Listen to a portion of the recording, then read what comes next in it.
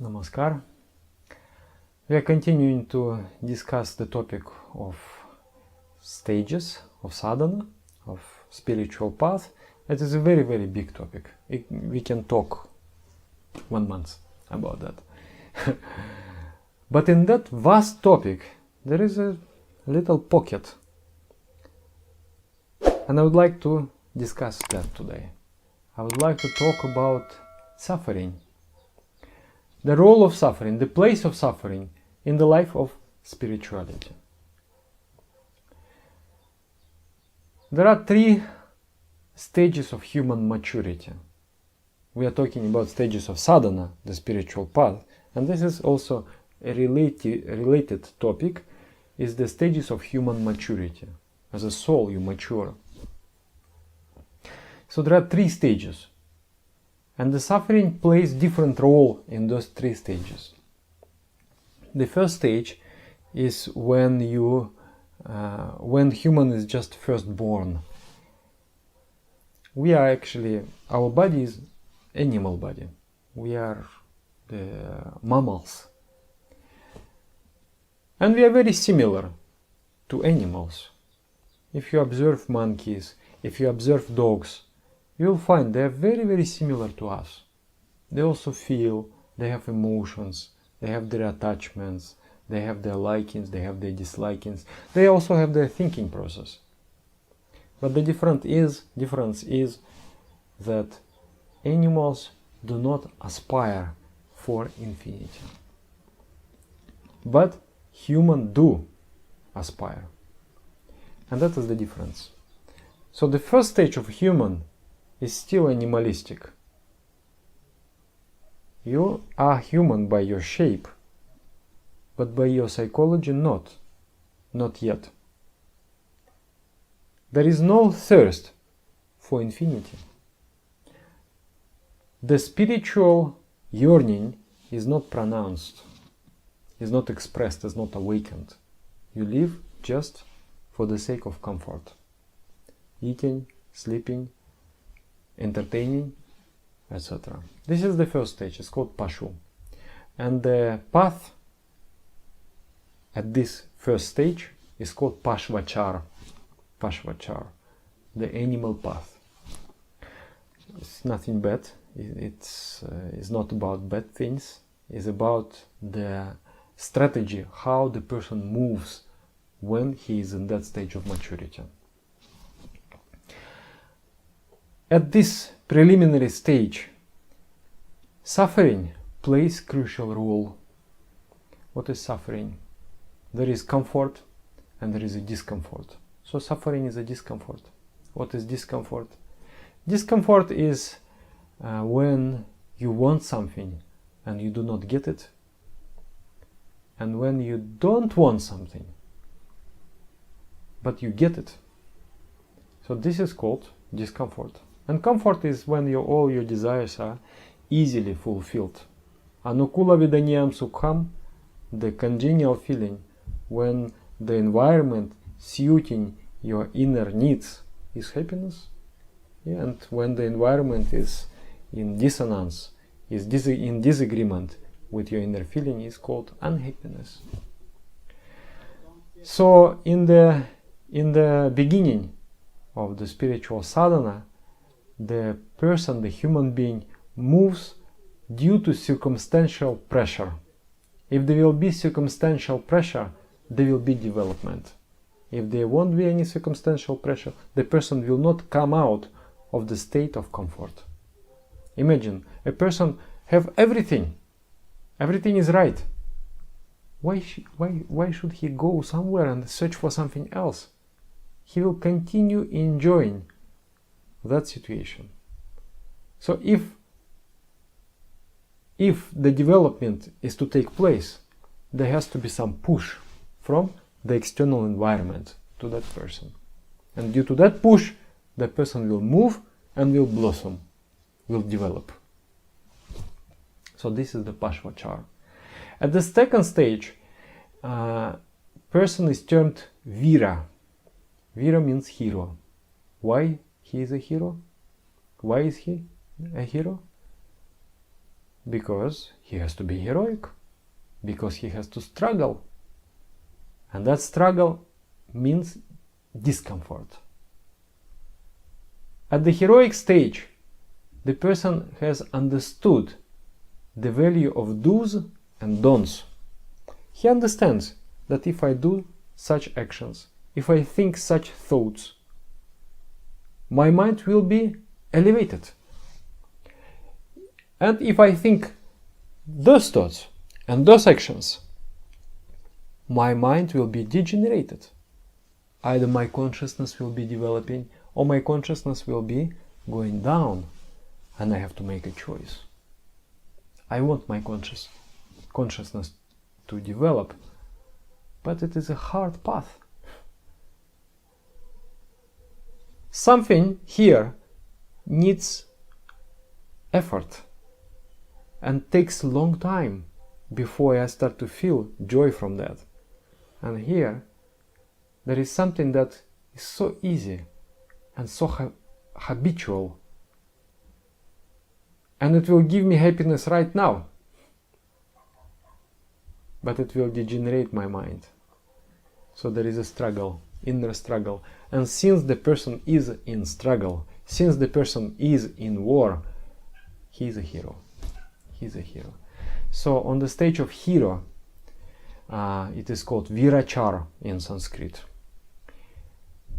The development is happening due to two factors. One is circumstantial pressure, and second one is the inner urge.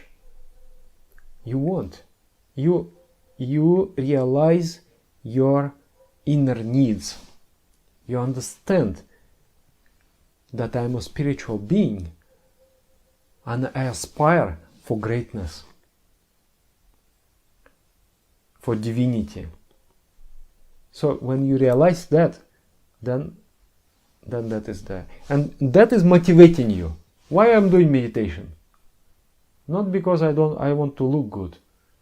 I do meditation because there is this inner inspiration in me, an aspiration for the greatness. That's why I do. So that is the difference between the animal stage and the human stage.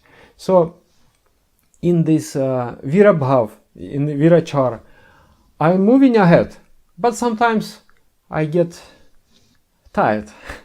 I get tired and I sort of go to sleep. At that moment, life comes after you and gives some kick. And then you awake and again you move. So in the first stage, you sleep.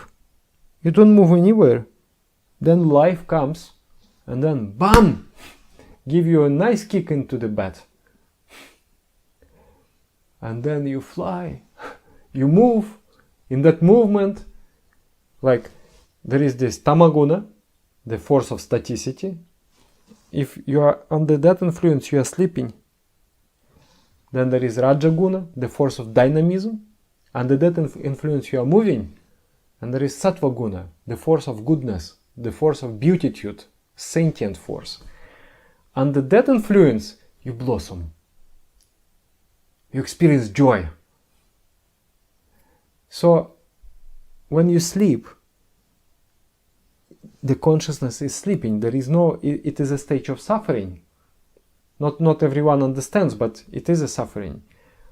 When you actually move, it is a less suffering. But subjectively, it is experienced as a more suffering. But when you move, slowly you blossom that force of goodness within you. It's just like, let's say, imagine the flower. There is a seed. When it is in a seed form, it is under influence of force of staticity. It is lying dormant, it is not moving. Then it awakens, it grows, and then finally it blossoms. So when it blossoms, it is the dominance of the force of sentient force, the dominance of the goodness. And when it is growing, it is the dominance of the dynamic force. So this movement is very good for us. And the circumstantial pressure motivates us to move. And then in the final stage, divyachar, The circumstantial pressure does not affect a person. The person moves only due to internal urge. And he or she moves so fast that life is not able to catch him and give some kick. No need, not necessary, because the development is very, very fast. So the suffering at different stages play a different role. At the first stage is the most important. In the path of spirituality, there are very few people who come because of the authentic spiritual urge. Very, very few. Why did you come to the path of spirituality? I was searching for God. I was searching for greatness. Very few. But there are many people who come because of suffering. Or I got sick and my doctor told me you must do yoga. Or I'm a little bit fat, I want to burn some fat, and my cosmetologist, my fitness trainer told me you must do yoga, and I do yoga. Or I have trouble to concentrate my mind, and my professor told me you must do yoga, and so on and so on. There may be different reasons. There is a pain, you try to resolve that pain, get rid of that pain, and you come on the path of spirituality. That is the Pashvachar, due to external pressure. Very few people, they are inborn heroes.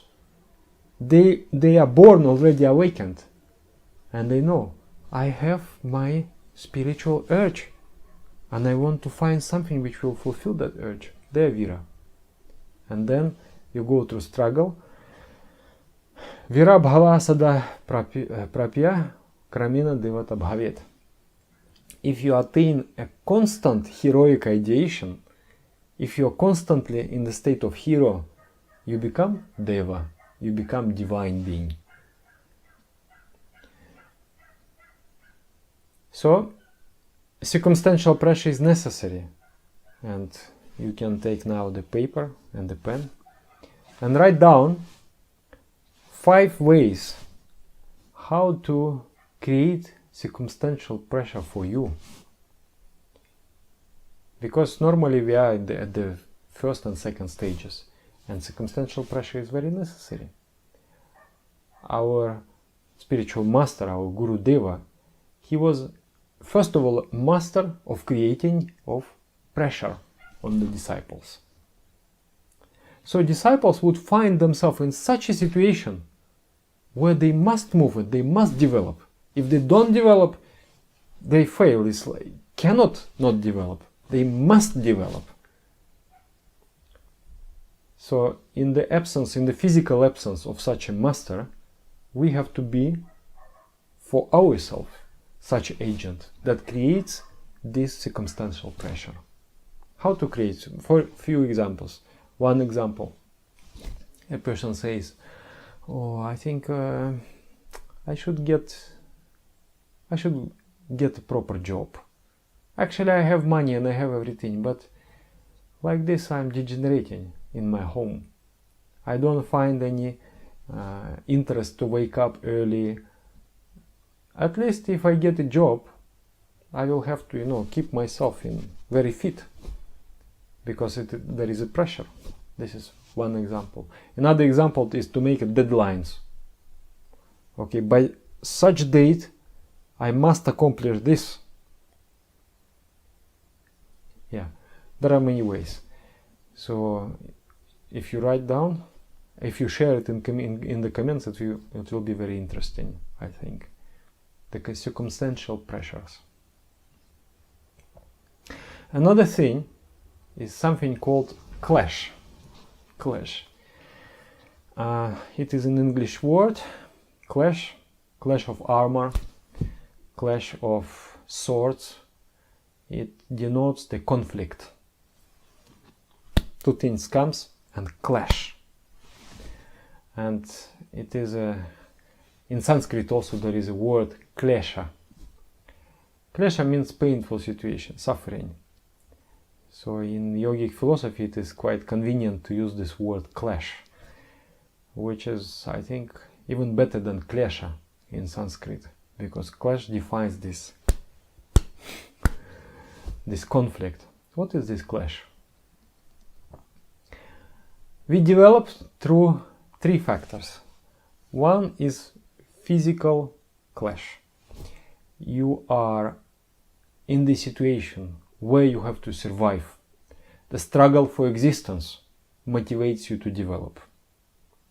The most crude, fundamental struggle for survival is the very important evolutionary factor.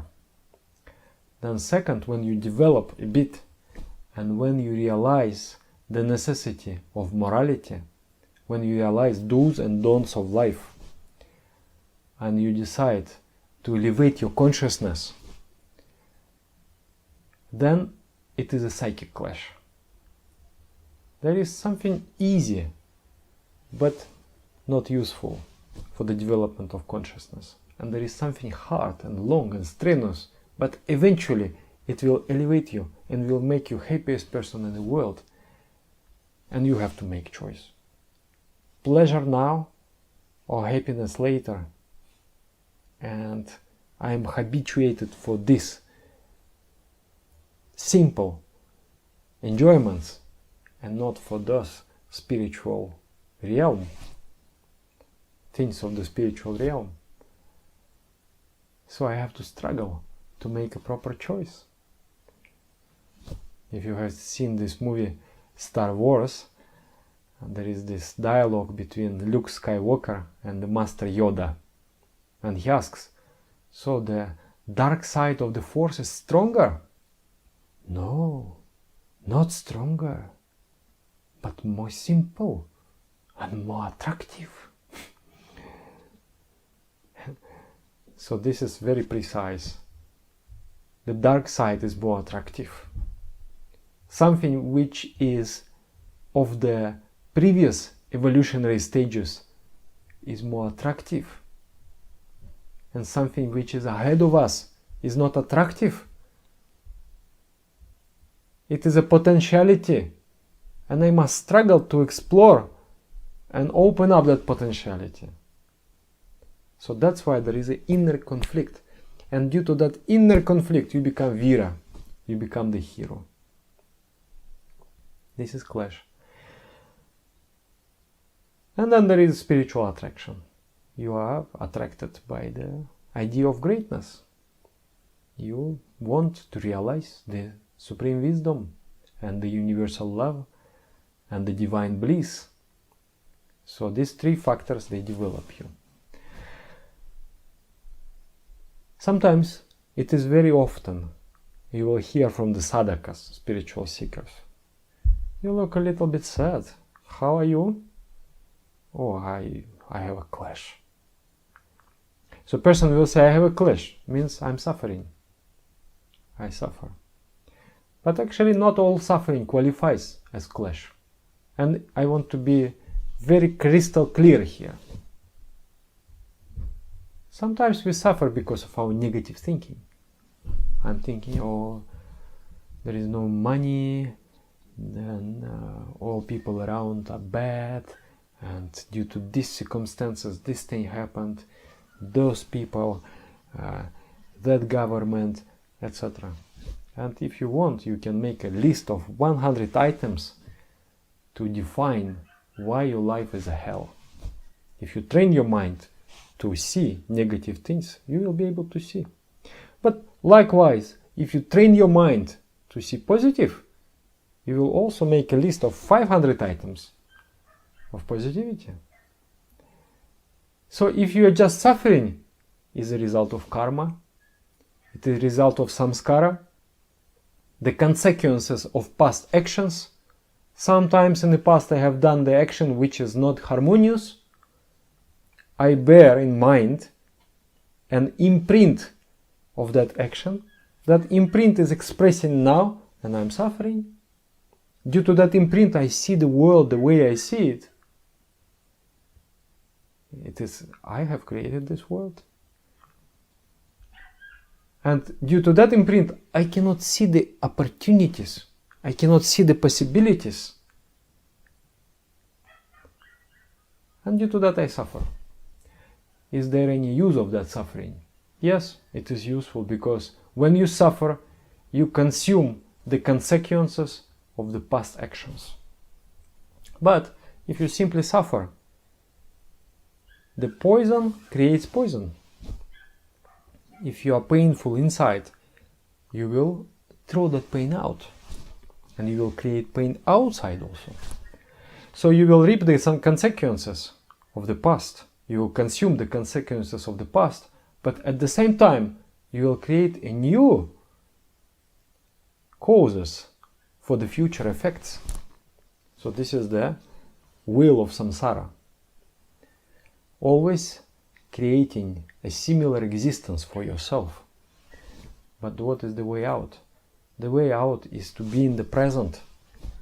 At this present moment, I will overcome the consequences of the past. The negativity clouds my mind, propels me to primitive actions, to the primitive desires, but I will not simply give up. I will put my army forward, my soldiers, my inner soldiers, my inner force of light will oppose that army of darkness. If I am negative, I will think positive. If I'm thinking that I am unable, I will think I will be able to. I'm thinking inferiority complexes, I will think I am a son of God. I'm a boy of God, I'm a daughter of God. I can do anything and everything. So with the positive idea, if I feel greedy, I will think generous. I want to feed the entire world. I want to give the physical prosperity for every being on this planet. If I am jealous, I will think, he is my friend, she is my friend. I want her to prosper, I want him to prosper. So with the positive idea, you counteract negative idea. And that qualifies as a clash. Before that, it is simply suffering, it's not clash. Clash is when you counteract negative with a positive. And the best way to create clash is to repeat mantra. Because the mantra is the highest, the ultimate form of spiritual vibration. And when that ultimate, subtlemost vibration comes in touch with your vibration of the entire state of your mind, it will conflict, it will clash, and it will elevate your state of being. And that is the most positive clash. Repeating mantra internally, singing universal mantra externally. It is the subtlemost form of clash. So when people say, I feel clash, you have to ask, are you really feeling clash? Or you are just suffering? Are you letting your negativity overcome you? Or you are fighting with your negativity? You have to understand that. If you do, then you will shine. You will become Virabhava Sada Prapya. What is Virabhava? Virabhava means this state of heroic state where you take that fight. That is the heroism. You fight with the inner negativity, with the inner positivity. That is the Virabhava. Virabhava Sada Prapya. When you attain the constant state of Virabhava, means when you don't give up to suffering, when you don't give up to darkness, but always contract the darkness with light, then you become Kramena Devata Bhavet. He becomes divine. He becomes divine. Or she becomes divine. That is the... Yeah, so it is about suffering. I hope it was clear, because many times I hear from the spiritual seekers this word clash. So much clash, so much clash. What clash? You don't understand what is clash. clash is something very, very, very positive. Are you doing clash? Or you're just simply suffering? So let us have really authentic clash, real clash, not just surrendering to the darkness. Yeah, I will appreciate, and it is very interesting for me to read your comments.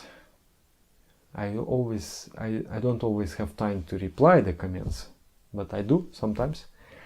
But it is very interesting to read. What are you thinking? How do you understand? And what are your ways to create pressure for yourself? What are your ways to overcome suffering? What is your mental tricks, your psychic tricks to improve your vibration? Thank you. Namaskar.